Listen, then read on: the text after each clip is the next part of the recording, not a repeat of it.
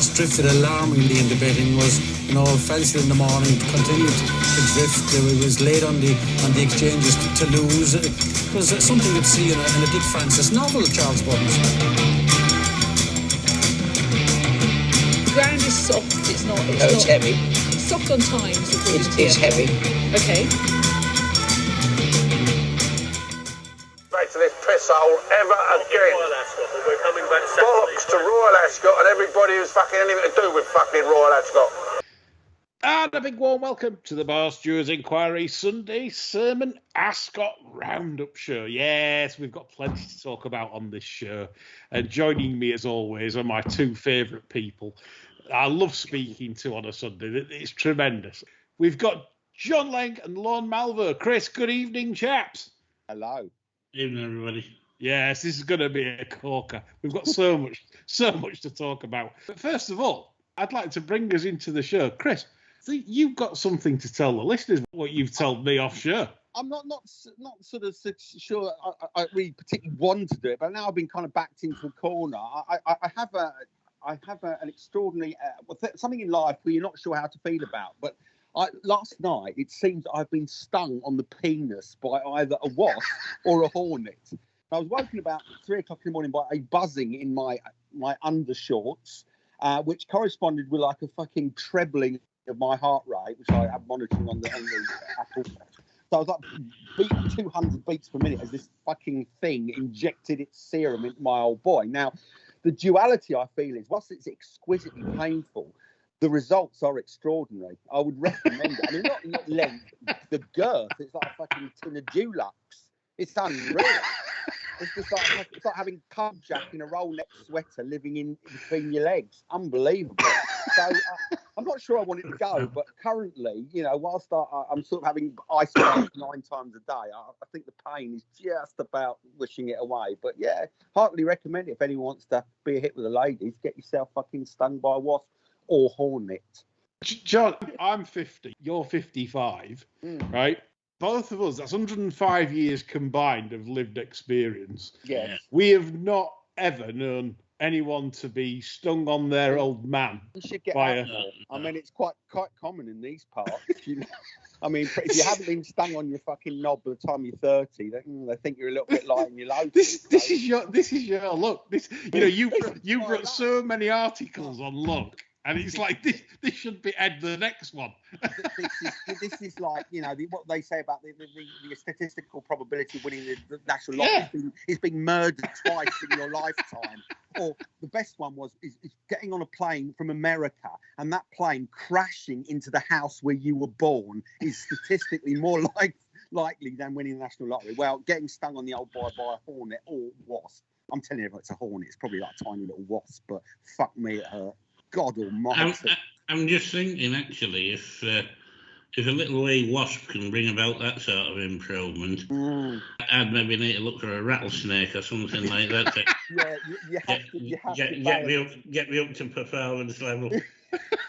Honestly, it'd be like a canoe, wouldn't it? Christ almighty. My dad, he'd die. I mean, it's horrific. The pain is unreal. One of them dragon things that hang around in parks and eat baby pigs. Well, it's like Komodo dragon or something, isn't it? Like razor blades. Don't know, you get one of them in your pants, like. Yeah, we would. I've got plenty of room. You'd probably have to try and shag one. Yeah, well, they're sacrificing to me, but I wouldn't recommend it really on balance. So, but there you go. So that's nice. So if I seem irritable, it's because I'm in extraordinary levels of pain. But there we are.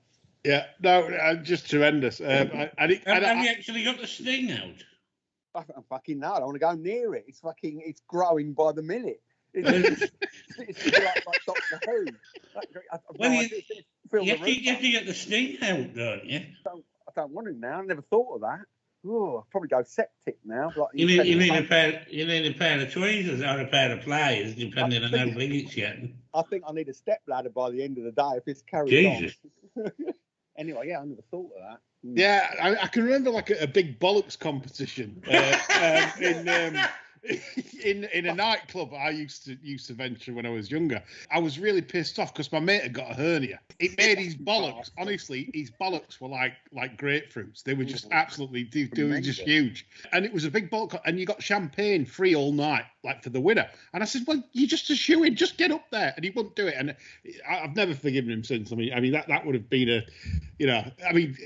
can you believe the look? You've got your mate in there. He's got the biggest bollocks of anyone in the country. No one would have beaten him because of the hernia. One occasion in your life when you need a mate with big bollocks, and then and then it turns out he doesn't have the bollocks to go up and do it. It is that. Anyway, we'll start the show. On to Ascot. It turns out bollocks and cocks have started the Ascot show, but never mind. Before we get to looking back and reflecting on Ascot this week and all the topics to do with it, I'd just like to mention a lovely message we had from a chap called Sean. I'll not give his surname away or anything like that, but it really sort of touched us at the bar stewards because chap's not having a good time. And he said in his message, I'll not reveal the details because that's private, but basically he said that you the have pod... to talk about my penis. Nothing mind about his confidentiality. Oh, say one rule for one for the other. Carry on. Sorry. Well, this is it. We'll get on to that. The one rules please. for one in a bit. Yeah, Frankie maybe on that. Yeah. But no. But Sean, we got that mail and he definitely sort of pulled on the heartstrings. We wish you well, and to say that this show gives you the energy and life every week. This is why probably like John says, is why we do it, because it does mean a lot when we get things like this, and it's really good. And it's same shout out to everyone out there that's had a shit week at Ascot, done the bollocks, feeling like shit. This pod's also dedicated to you, because racing is not always fun and everyone has their own problems. Never and fun. Yes, so hopefully we'll do this show really well for all of you and make it a real good one. Right, reflections then on Ascot this week. And there were obviously the major talking points. We'll start with the ITV coverage, John and Chris. I mean, I'll give a short ditty and then I'll leave you to absolutely rip into it. Yeah, please, yeah. I thought it was the worst I've ever seen, ever since any terrestrial television broadcaster have ever done it. I thought it was that bad. I'll bring you or John into the arena to discuss ITV racing.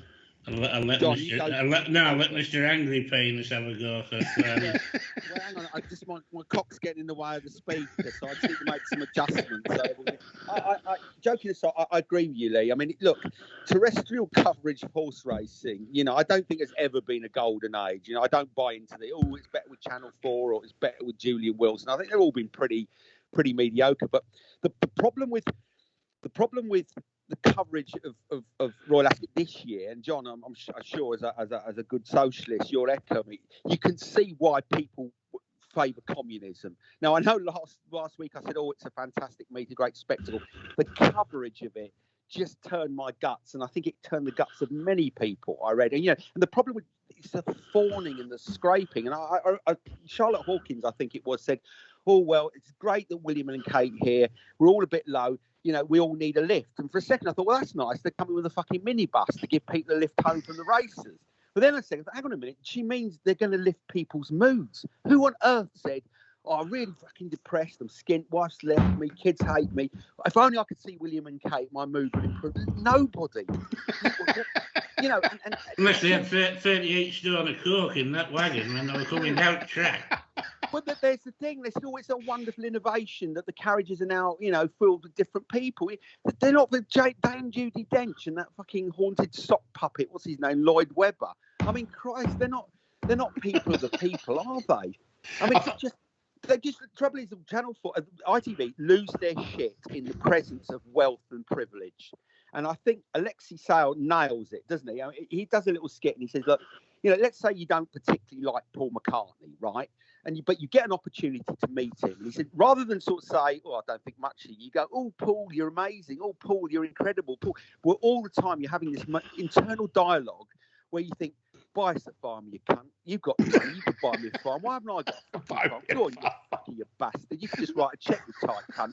But your mouth is going, oh, Paul, you're amazing. Oh, you're one of the great.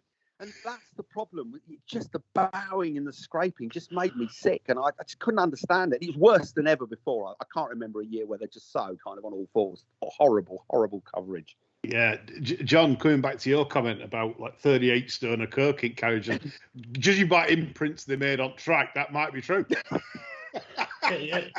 Yeah, but they didn't get arrested because it was all for personal use, well, that's it. Yes, yeah, personal use. Yeah. Just ticking off. Just horrible. And I think there was Woody picked up a comment, didn't he? And I didn't notice. I think she mentioned that something to do. I think it was Mark Prescott, and she had made some reference to his sort of support of bullfighting, which is completely tone deaf in the current environment. It's like saying, here's Lord Keys of York. He's big in the Japanese whaling community, or Lord Leng of Teesside. He's one of the world's leading seal pup clubbers. It's kind of like that, isn't it? And you think, fucking get with the program. People don't like this kind of thing. Whatever you view, it's just not the way to portray the sport as it's open to everyone, but only if you're a top. And I just thought it was absolutely crass and unforgivable, and it was horrible. Yeah, John, I don't think you'd be in the seal pup clubbers, but maybe the pig clubbers. I'm just going to say Christmas to follow me on my last holiday. Yeah. I mean, it's just horrible. I just didn't like the bowing and the scraping. Yes, you're going to expect that, aren't you, when you have peers of the realm and everybody's in love with royal family. But I just thought they went over the top this year. And there was a deleted video, wasn't there, where I think Chamberlain was meeting with someone and they were sort of laughing about the cost of living crisis until I think somebody pulled them and said, hang on a minute, that's a misstep. But that tells you all you need to know about what these people really think. They tolerate the masses because the masses keep the sport going. But actually, if they could run the sport without the common person coming through the gate, they would. Good ranting. John. Yeah. I'm going to bring you in for some talk. Go on.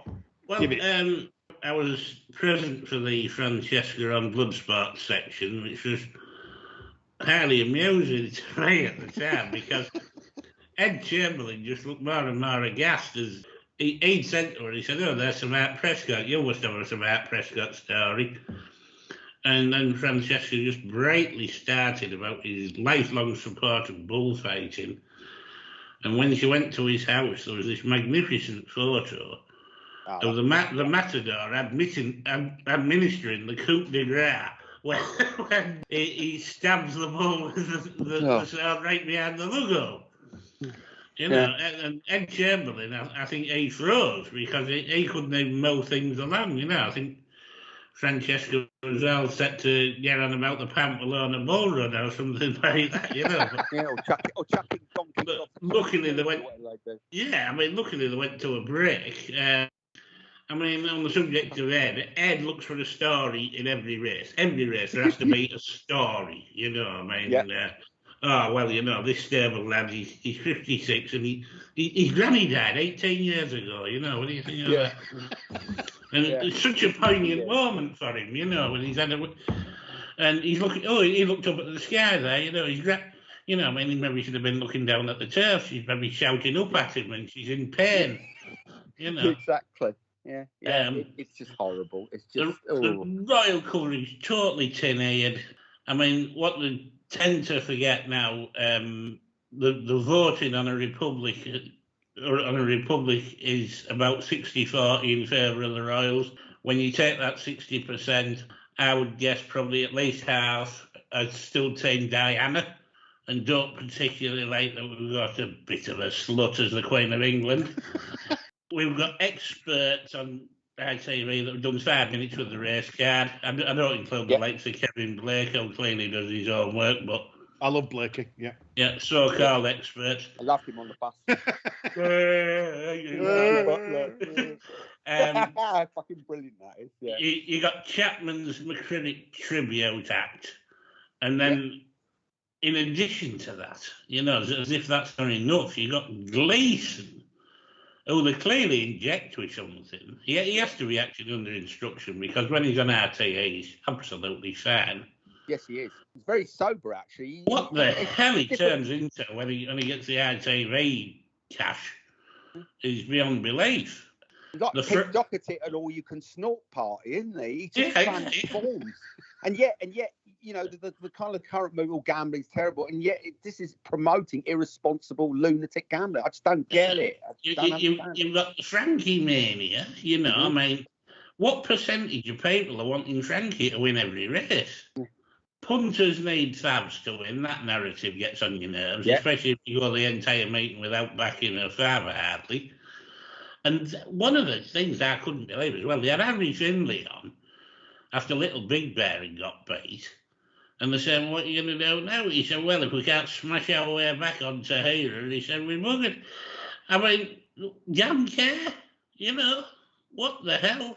Yeah, you can see the antis going, oh, well, look, these are spokespeople for the sport. This is a big celebrity punter, you know. He's betting like a lunatic. He's gone berserk because he's done it in on a fan. I'll tell you, our times have changed, John. Right, so what you're saying is really poignant because you said about Finlay and like Gamke, you've gone on about Francesca and Bloodsports, and we'll come on to sort of Canoe that obviously broke down the Golden Gates, was it? And to me, in the past, I wouldn't have had a second thought of any of those incidents. Does it make me a bad person? Probably. No. I don't know, but it does now. But I wouldn't have had a second thought because obviously horses breaking legs is a part of the game. They'd be breaking the legs in fields if they didn't race, whatever. That is part of the game. I've had a horse break a leg on a gallop. So there we go. That's how it is. But now we're being made to think about these things as bad. And I don't understand it because these are just natural acts of life. All these three instances. Well, my first thought when Canoe broke a leg was there's another one for the watering zealots because it's happened on good to firm ground. Yeah, exactly. Even though they watered the shit out of it, but it's another tick in the box against having quick ground. Also, from my side, there's a complete glossing over of bad rides or horses running absolute stinkers. Yes. Yeah. I mean, Stott got praised to high heaven for getting the moral derby in Rome at 11 to 10. And then not a whisper when he delivers one of the most ill-judged rides I've ever seen on a fancied horse at this meeting in the Jersey Stakes. Agreed. Yeah. Agreed with that. It was an absolute disgrace of a ride, and there wasn't a word about it. No. You know, the only upside of the whole shebang for me was a person that I have been critical of, but Adele Mulrennan, she put the work in, and her paddock stuff was insightful and informative for your average punter. And I think the scope to improve even further on that. But take that out, that's as bad as it gets. What do you make of the ribs comment? Well, I think she just got a little bit carried away there, to be honest. You know, if they're going to have an extra rib, they tend to have them both sides, rather than... She did say they have 18 and sometimes they have 19. Well, you know, they tend to have one each side extra, you know. Yeah. And where are all the journalists who are critical on social media to a few people who dared suggest that Appleby's yard wasn't in form? Where are they now? You know, they were ripped to pieces. People saying, "Oh, Charlie Appleby's out of form," and everyone's, "Oh no, the stats suggest he's on." They had a terrible meeting. Where are all those comments now? Where are they all sort of saying, "Guys, you were right. They are out of form." They're all strapped to radiators in Dubai. Might as well be. They ran like they're carrying fucking radiators, some of them. Jesus. Yeah, 0 from 18 for Charlie Appleby at the meeting. Piss poor. That, by their standards, that is a council of war, isn't it? That's dreadful. It is. You know, there was lots of trainers that suffered at the meeting. We got Andrew Balding, 0 from 26 at the meeting. Carl Burke got his arse slapped back up to Spigot Lodge, 0 from 16. Yeah. I managed to sneak one in at Doc, though. That's how I look at it. Well, that's all they. That's exactly. Yeah. Simon Crisford, 0 from 8. Yep. Nothing there. The Kilt, 0 from 19. John likes to see that. The Kilt Kilt managed to only beat 37% of runners with his horses at the Royal Meeting. Shocking, isn't it? The real winners obviously were O'Brien and Gosden. Roger Variables, he's had a mixed week. He had 2 winners leave his yard on Saturday in Burdett Road and the Watson thing, St. Lawrence. So Varian's had a mixed sort of week watching them two win for other yards. They seem to have improved them. But the variable managed King of Steel, obviously, probably should have had a winner with what John said, the stop-ridden thing. But yeah, so on the whole, it was a mixed week for several different trainers. Archie Watson came out well with 3 winners. That stop-ridden thing, I mean, that's the first time I've ever put a note on a horse that's finished 5th and said should have won quite easily. Yeah. Best horse in the race. And Wesley Ward. What happened to all the Wesley Ward lovers? Yeah, people say, oh, yeah, these aeroplanes. Hopefully that'll bring an end to that shenanigans. Yeah. Because we say that every year, though, and and then there'll be another half an hour slot somewhere in the morning. Because he has a fucking media morning, doesn't he? And I mean, you know what it's like. You give him a latte and a Greg's pasty, and they'll write everything. Yeah. Well, I'd be the same. Greg's pasty, John. Right, so can we have a debate on like sausage roll? Because I like Greg's sausage rolls, but you prefer Coopler's. Yeah, I do actually. I think the slightly higher quality sausage, mate. Yeah. Steak bake beats both, mate. Honestly, steak. Which bake. ones? Who Greg's or Coopler's? Greg's different gear. We don't have Coopler's down there. It's only really Greg's. So yeah, from what we got down there, steak bake different gear. I thought the sausage rolls were average, actually. I think. I had a chicken bake from Greg's, and I had 4 pieces of chicken in it. Well, you did well. Yeah. You did well. You had it spark off there. Luckily, I quite like the sauce. Yeah, I do. Yeah. It's not bad. Listen, it's a nicker. We're going to moan about it. You're going to be one of these people like go on Amazon and say, something cost £1 and it broke after 12 years, It's nice and chickeny, that sauce. Right, Stotty obviously came in for a lot of criticism on some of the rides he gave this week, but King of Steel was his only winner at the meet, John. Well, I suppose going into it, if you put a gun to his head and said, give us a winner, it's the one he'd have probably tipped up to you, wouldn't he? Yeah. It did what was expected, really. I mean, there was some people, us included, trying to be cute cunts and think it might not come out the derby as well as he clearly had. But, yeah, I mean, good win for the horse. Shows he's highly progressive. Market's telling you on those varying ones, the ones that ran like drifted like the Contiki, didn't they? And yet the winner was very, very strong in that race. Yeah, I mean, he looked a picture, to be fair. It was a little bit edgy down at the start and playing with his bit and that, but that was about as much negative as you could get about him, Going through the meeting then, highlights and so forth in terms of horse flesh. Any highlights on Tuesday, John, that you want to go through? Well, for me, I thought River Tiber was absolutely fantastic the way he battled. He'd seen plenty off by the furlong pole, and then there was a couple of late closers that could have caused a problem, and he just seemed to find a bit of a leg. So I was impressed with the guts and tenacity that he showed, more so than any particular brilliance. I wouldn't have him down as a particularly brilliant horse, but I think he's a rock-solid Group 1 performer with plenty of guts.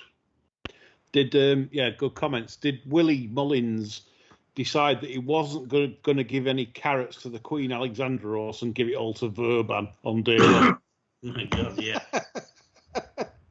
That was like that race, where they join in at halfway, they swap runners, and Verban just, Jesus Christ, I mean, that was some performance in the Copper Horse.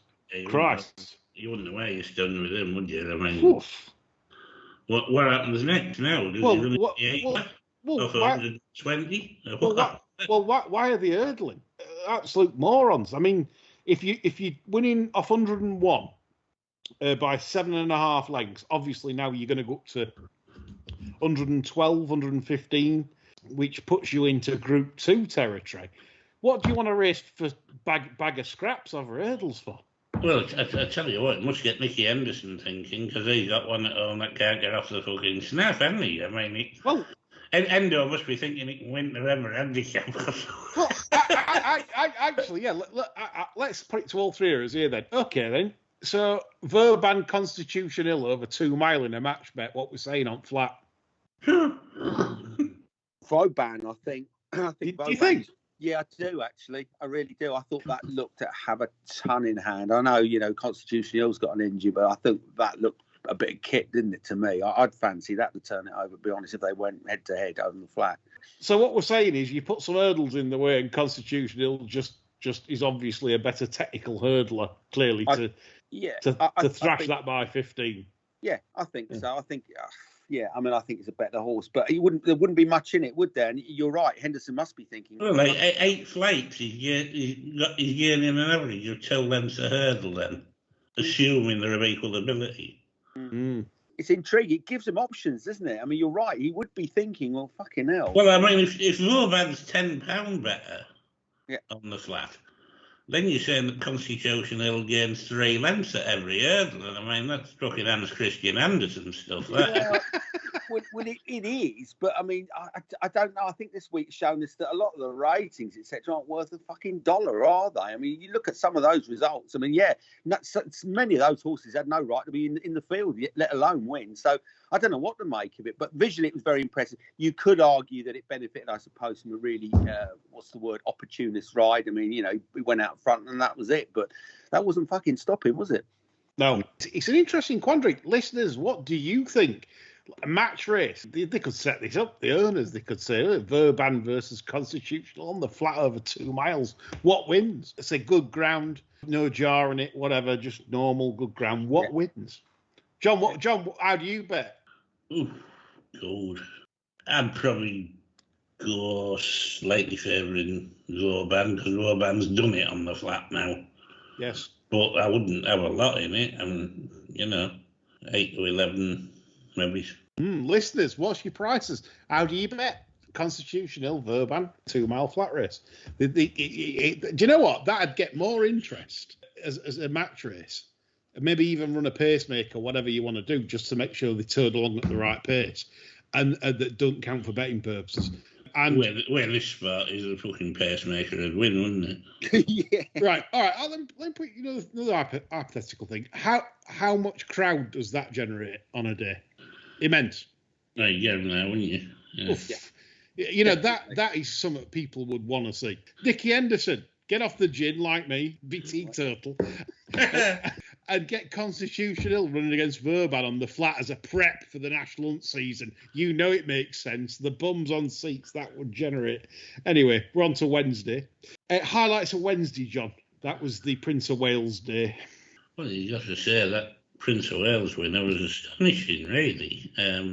My take on some of these hugely impressive winners, in fact, I think rain on Tuesday on watered ground, continual watering after. I'm taking this farm nowhere. Loads of these turn up at York. I'm not looking at what they did at Ascot. Do you know what? I think that's a good way for listeners to go forwards with their punting this summer. Because if you look at the Royal Hunt Cup, right, so even if I'm BHA handicap, how do you handicap Jimi Hendrix? Because what you'll see is, no, he's won the Hunt Cup 2 lengths, we'll put him up £6. No. So that basically says that everything that raced on his side, everything, the other 12 that he's beat by about 14 lengths, have ran to nothing. Same with Docklands. Yeah, Docklands miles clear everything on his side. Docklands is under 110 now. I mean, now we're going to say like Ascot's a watered cunt pit, aren't we? Because Nick Davis will tell you, go to Zilzal's Twitter and have a convo with Nick on Ascot Ground of the Pass, and you can go through Turf Track's archives where Ascot produced ground in the 9 point whatevers, 10 point whatevers on the going stick, like 8.9. Now we're producing ground and calling it good to firm 7.5, 7.6, 7.7, and it's a lie. It's a complete lie. It's not rattling fast ground. It's basically watered ground that is like John has said on many shows before. How do we know this is safe ground? We're being told it's perception. We're being told it's safe ground, and that's that. So what are we to believe? The racing line this week's been a disgrace. I even think there's some wagon form in some of these results where the tracks that the carriages have made. If you look at the number of winners, that have come along those tracks throughout the week. I'm not saying every race, but if you want an explanation for Cardham, watch that race. If you want an explanation for St Lawrence, maybe watch that race. There's lots of winners gone right down them carriage tracks, where it's been worn, and it's a known fact. Brighton Stands Rail gets fast in the autumn and on soft ground. Why does Brighton? You see, they won't bring the wagoners down either rail either because that's too close for eggs.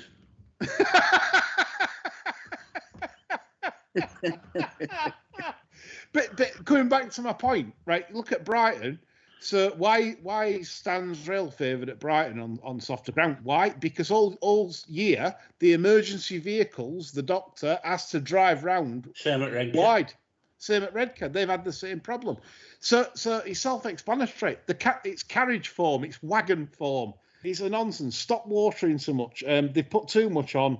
Some people disagree with Channing's rant today on Look. I agreed with it because I think he did put too much on. I felt that to start the meeting, I know they had 10 mils, and you'll say, he had 10 mils. Fuck 10 mils. We stopped watering for good ground. Let's have good to firm on day one. Like Andrew Cooper Clark brilliantly did at Epsom and created a very good meeting. For once, we didn't have them migrating to the Stands Rail and stupid results. We had an absolutely fair meeting at Epsom. So credit where it's due to Cooper Clark, who did something different for once, and it's actually worked. There we go. Ground rant there for the Wednesday, as John's highlighting in the Mustard Aff in the Prince of Wales. I thought the other ran shit in that, John, anyway. Well, as I say, I think a lot of these horses just plainly haven't acted on it. Oh. I mean, LaGuardia in the Cheshire on Saturday, her wheels were spinning after a furlong. Hopeless. We're never going to do anything. Quashaman, another one. But it beat that winner 4 lengths in the Irish Guineas. Thursday, that's Gold Cup Day. Anything to take from this, John? Frankie's Gold Cup win. I thought that was a tremendous bit of training from Gosden, in all fairness, to get their horse to that level in the space of time where he's done it. Other than that, I'm not sure what level he's got it to be honest, because there's maybe a case for saying subjectivists had it and Coltrane's just Coltrane, it? That landed the place portion. I don't know if people were listening when I advised that about Coltrane. I said, if you have to have a bet in that race, there's only one thing to do about that for a place. Yeah, I mean, it could go forward from that, can't it, that winner? Yeah, like you said, Coltrane was very solid, and if it was going to run into one, it could have been that subjectivist if it maybe came back, but I think that's a cripple now. Going on... Elder was terrible, wasn't he? I mean, is he just not stayed or what? I mean... Well, Varians had...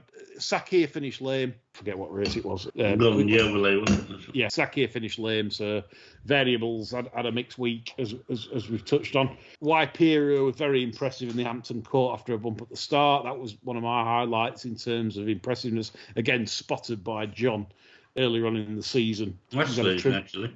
Last year, yeah. Even before that. But you've had a tremendous year this year in terms of spotting stuff in advance, and I'll give you full credit.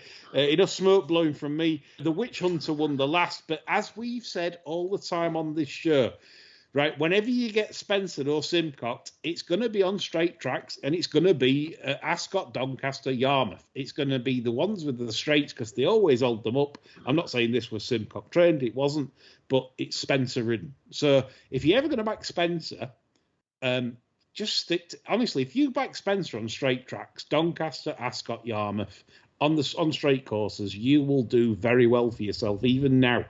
So that's when you back Spencer. Don't back him at Windsor.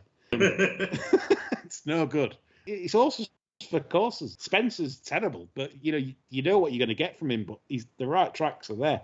Anyway, I know it's after timing, so I'm not going to say, we should have been on Spencer, but that's, if you're going to back Spencer, that's what you do. You wait for these meetings, straight course. Right, the Friday review, John. Shaquille is the new kid on the block, has been potentially one of the best sprinters in training going forwards. If you own Shaquille, what do you do now? July Cup non-stop, no question. Yes. July Cup ought to suit even better because, I mean, prior to that race, he hasn't been a come from behind type of guy, has he? Nope. It was only because he spunked the start. But I did notice once he tagged back onto them, he came back hard on the stale. Does that say he's tricky though? Oh yeah, yeah. I mean, he's a strange fish. There's no question of that. I mean, to be honest with you, when he won at, I think it was Newbury the time before, was it? I thought the last place you want to go with this is Ascot. Because all the bloody haps and the fucking buzz and what have you, and I thought there's no way that's going to even go in the stalls. Yeah. So I think they've done a very, very good job of even getting him out of the stalls and into the race. They've clearly put work in. It's a good outfit, the Camachos. Yeah, like Steve Brown does a lot of work there, as we know. There's very astute people. I mean, Morris was fantastic. He trained for Harry Roberts. You couldn't train for him and not know what you're doing. It is a solid outfit. Really, I mean, that performance was kind of astonishing because the front rank kind of kept going, didn't they, really? And he's pretty level and done a job on him. So, I mean, you wouldn't oppose it lightly at Newmarket, especially. And God almighty, you just let him roll at York, wouldn't you? Just bridge the reins and enjoy the ride. Indeed. My Steve Brown story. This is like how immature I am still, and I've always been immature. I was on the Malton Gallops once, and Steve Brown was working horses with Brian Ellison, my trainer, the Gallops, and Steve Brown got a lovely Labrador, sat at Steve's feet, and Brian had got this sort of like terrier ratting dog, like that hunts for rats and things. Betty they called Brian's. I didn't know Steve Brown's dog's name, but so for some whatever reason, Steve Brown's dog suddenly got the lipstick out, like full on, an absolute full on lipstick with full on display. So Betty's running round. Stung by a wasp was the whole story. Yeah. It's a show about cocks, isn't it? There's only me seeing this, right? Everyone else is like watching the horses run up the hill, but I'm just staring at the Labrador's phallus. Betty's running around like mad, like she does, probably looking for rats and whatever. And all of a sudden she sees the Labrador's pink lipstick, darts up to it, starts licking it like a fucking, like absolutely going berserk, licking it, like a big lollipop. And I just burst into the absolute tirade of laughter, couldn't stop. Brian and Steve Brown turned round and said, "What's up with him?" And it's like, and I'm pointing like at Betty doing that, and they just shook their heads and carried on as if it were normal. But to me, I thought that was funny. But not normal Malton behaviour. They were just. So anyway, it's Steve Brown, lovely fella. Couldn't be more pleased for the gang for Shaquille. Tahira in the Guineas, John, I thought was more impressive than she looked, and you have very good claims that she should be a sprinter. Yeah, I think so. Despite the braiding, I think she breezes along fantastic, and I think that turn of foot, I'd love to see her in a July Cup. And Roland's backed you up on this. He's had his Buffy, and he likes the stride pattern of Tahira, and it's very rare for horses running over a mile to be able to quicken to such a degree like she could. And obviously everything went against her pace in that race. Remarquee obviously shaped well. That's going to have a good season. She's going to have a good season.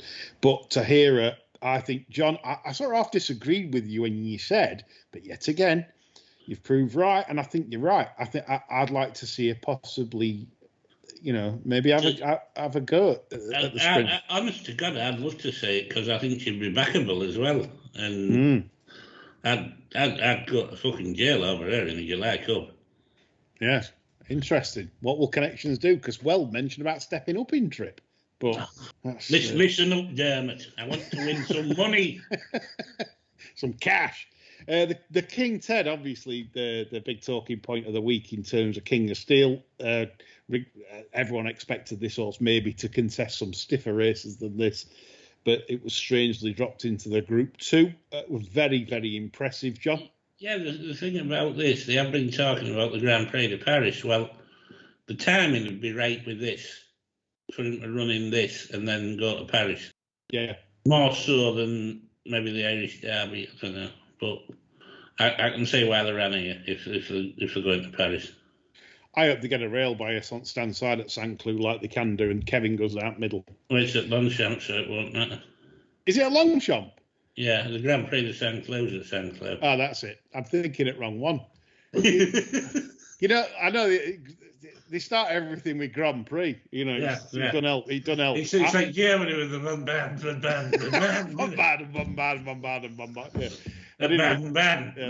So I've showed myself up there. So Longchamp won't matter. Probably a good target for King of Steel next. That's the rumoured next target that's been muted. I think the Curran had been particularly bad with half a dozen Hayden horses trying to knock him over, would you?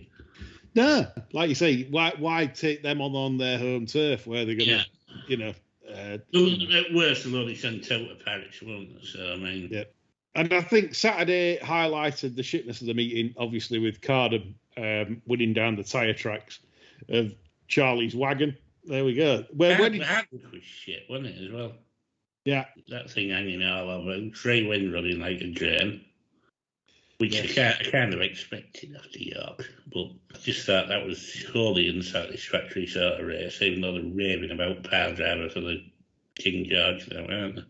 We're going to come on to some questions now, because I think we've said enough. I mean, obviously we've talked about ITV. We might talk more about ITV because we're going to go through some listeners' questions, because there's been an absolute abundance on your thread today. It's gone bananas. It's gone bananas, like Herbie. So, right. One of my favourite ones comes from Sudoku Jr. I love these like handles. You don't know who the fuck they are. They could be a bot. They could be anybody. But he says, "Thank fuck it's over." Does the relentless cutting of horses by the books in response to tipster market moves impact the game? It needs to be played, how you should play it for big meetings, etc. Yes, I mean this is something that's happened in 2023, Mr. Sudoku, where, and it doesn't matter if we tip it or anyone else tips it, Calvin tips it, whoever, right? I'll guarantee you, if you've got a following or someone's got a following, bookmakers have worked out, well, what's the point of going 8-15 to 2, 7-13 to 2 like in the good old days? You had to cut them half a point at a time before you laid another bet. They just go 8-500 to 30, 9-4, 7-4. I mean, John, for example, your horse you tipped Saturday night, Joe's Rainbow, you said you tipped on the show at 9-1, and that was available as we were recording. So obviously no one's got, unless Richmond's steamed, and he probably has, cunt. But anyway, but anyway, right? So yours has ended up like literally about an hour after the show, about 7-2, and it isn't 9-8-7-6. It's 9-7-5. They're doing the big corporates basically. So your tactics, listeners, is to counteract that. Don't fucking play. Don't bet. I don't. If you think I'm like betting all mine the night before all the time, you're wrong. It's sometimes I'll just think, fucking hell, I can't be arsed. It's with two firms. I can't get the agent to get me a price. I'll play on the shares on the off, and I'll guarantee you sometimes Joe's Rainbow I backed at 7.2, 7.6 on the machine later on in the on the shares by waiting. So you've just got to adapt and just change your philosophy on. Don't. It's FOMO. They're creating FOMO. It's like fear of missing out. Oh my God, John's tipped this. It's 5s. What do I do? Oh, I better have some. I better go in now. And then you get 8s on machine anyway, or that and bigger, because they're just trying to trap you in. They do it with Cheltenham Festival now. They do it with all the big meetings. They're crafty. Don't fall for it. Just leave them. Leave them to just don't do it, and you'll be much better off in the long term.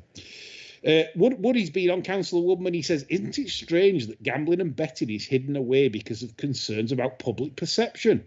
But then, basically, it's fine when you're drinking alcohol and as much champagne at 10:30 in the morning. Chris, what's going on here with this perception lock? Bizarre, isn't it? I can't quite fathom it. I genuinely don't understand that there's a real kind of disconnect between what the society's messages are and how TV coverage of racing is responding. It's just bonkers. They're totally, as John says, they're cloth-eared, aren't they? There's no emotional intelligence there. You know, people saying gambling's bad, drinking's bad, and yet they're happy to promote the drinking, but and the racing is buried in the coverage. But when it is covered, it's covered by a fucking lunatic. So I just don't get it. I just don't understand. I mean, who's got Ed Chamberlain? Because I knew Ed back in the day when I worked for a publication, and I know for a fact Ed Razzle, was it, or something? Yeah, Razzle. Reader's Wives. Reader's Wives are mad. Our roving reporter. Yeah. I think I'd much prefer Razzle. Anyway. Mary from Rochdale, yeah. Yeah, you swayed me now. You really have. Razzle, yeah. Who hadn't bought Razzle? Yeah. We've all bought Razzle. Ed Chamberlain, yeah. Anyway, Ed Chamberlain. Yeah, so Ed, I admire him because back in the day, he's a good guy. I know him. But and he did Sky Sports, didn't he? The football thing. He did. Yeah. He presented the football, and he went to racing because and I knew this. I knew he'd do it because it was always his dream job to be the voice. You know, the old like Julian Wilson kind of. Sullivan. Yeah, sort of front racing. Everybody wishes they were Julian Wilson, don't they? Right, swordsman. He was a bastard. Horrible fucker, isn't he? Yeah, have you read his book that he did? His biography. No. Yeah, it was horrendous, wasn't it?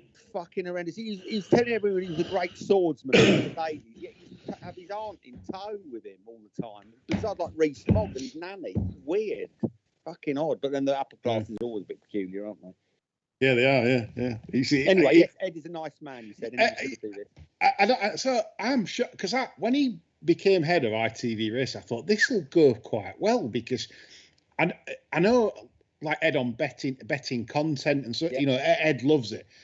Who's got at him? Because he couldn't be further away from betting content. Yeah. You know, he's talking like John said, stories, the King, Frankie retiring. What you know? It's like, why aren't you? You're heading the show. You direct it in the way you want and say, right, we're going to talk about betting now. You know, let's have a look for angles into this. You know, is there any place only angles on Betfair? Is there any forecast angles? Is there any? You know, what can we get for? They revert to type though, Lee. He's an old Etonian, isn't he? I think, without Wikipediaing, right? So when they are sort of parachuted into an industry that is hugely hierarchical and feudal, they revert to type. He assumes his position in the social hierarchy. Football's different. It's a game for yobbos, isn't it? You know, yobbos watch it, yobbos play it. So he can distance himself. But now he's in that social mix with people from his background. He's going to revert to type. Yeah, and yes, I'm sure there is an editorial missive that says you've got to cover this, but he's comfortable because he's from that background. So I think you find it quite easy to jettison any of the betting element. I'm just in shock, honestly, personally, because I just know what he was about back in the day, but he's not that person anymore. He's not about like what we. Maybe that's what he's really about. Maybe that is actually him. Maybe that's the authentic Ed Chamberlain, and the version you saw was a false one. Yeah, because there is absolutely no appetite to talk about the betting, and it was just overkill with the Frankie, with the story, with this and Lord this and Lord that. It was relentless. So there probably somebody is breathing over their shoulders to do it, but it was ridiculous, wasn't it? It's horrible. It was over the top anyway. Is racing when it assigns itself with the royal family? Is that good for British racing, John? Yes, right. Well, there's two arguments. I've never understood this, Lee, because, as you mentioned earlier, I'm 55. I have never yet spoke to anybody on a race course who is there because the King or Queen has a runner. Yeah. You're right. I would say on most industrial meetings, but maybe Royal Ascot that might be different. No, they're there because it's Royal Ascot. They're not that yet. Do you think attendance isn't crash if he sold the Royal Stud when he became king? No. Do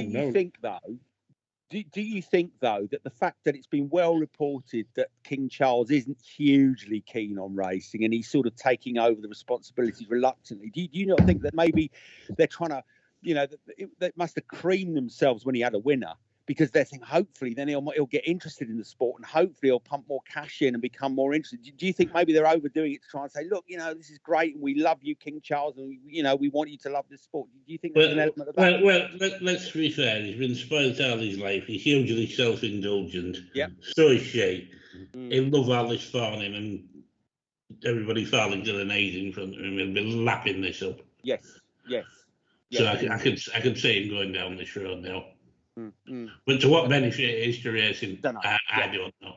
No, I'm not sure, but I think you're right. If for whatever reason that is the objective, then maybe they've succeeded. Maybe he'll turn around to actually maybe we should spend some more time because it was great and we had a winner. And unlike his trip to York, there was nobody there with half a dozen golden there, was there? No.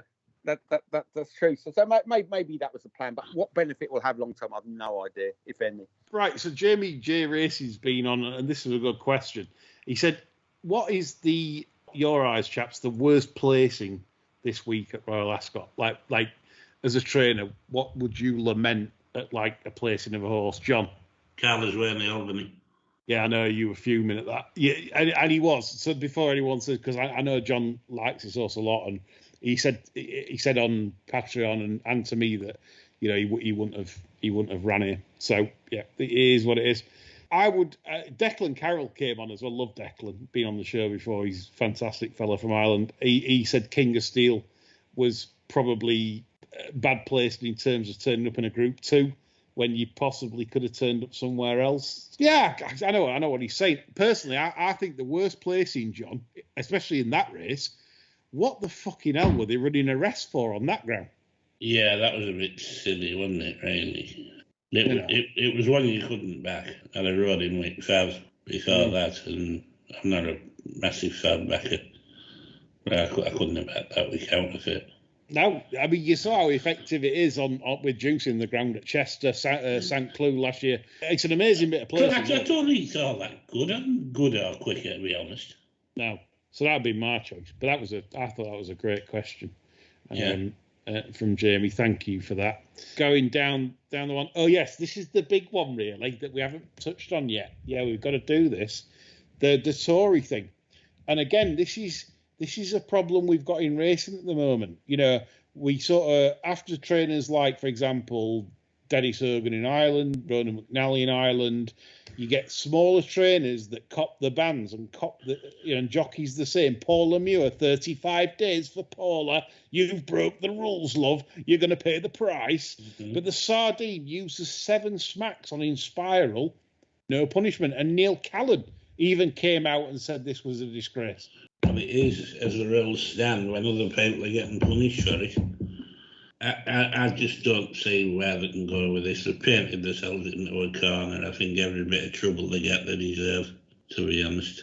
It's just a mishmash of bullshit, this role. And every bit of criticism, every bit of trouble, the BHA have actively sought this out. They haven't tried to regulate the sport. They've tried to bring in something to counter a problem that wasn't there. And they're reaping what they sowed. Chris? Yeah, I mean, look, it's I can't add anything to that. I mean, if you have a rule, then you have an expectation. There should be an expectation that you apply it fairly and evenly across the board. Irrespective of how stupid that rule might be. But the fact that the Tory gets let off and other people like Paul and Muir, who need a map to get to the winners enclosure, let's be honest. I mean, it's mad, isn't it? I just don't get it. But this is a thread that runs throughout the sport. Just incompetence, mismanagement, muddle and delay. And so no great surprise. No. It's like in politics as well. If you look in the real world, once they bring rules in, they never get rescinded. No. They get brought in and they stood there and they can only get worse. As in, so someone will come along down the line and say, well, I don't think you're going tough enough here, aren't we? All right. Okay, then. Well, maybe we will then. They never get, just removed as if to say, oh, well, no, this is stupid. And seeing the frustration of jockeys, professionals in our sport, that are very vocal on this, saying this is wrong, it's totally wrong what the BHA have done here. And then your flagship jockey, Frankie, on his retirement tour breaks the rule. Like Neil Callan said, he got 3 days for the exact same, an offence that he said it was subjective. It was a subjective decision by a steward, by a whip panel review. So how is that fair in terms of Dettori going over and not, like you said, he should be banned? And they've already done the review on the 23rd. They've already done and nothing said. No ban, no nothing for doing 7, and 7 has clearly been counted. So again, do you think that's because it's Dettori, John, and they don't want that in the papers? For sure, yeah, for sure, and they need to address that. Yeah. So we said this on the pod a long time ago, what this problem would cause, because what you get is you could get a Group 1.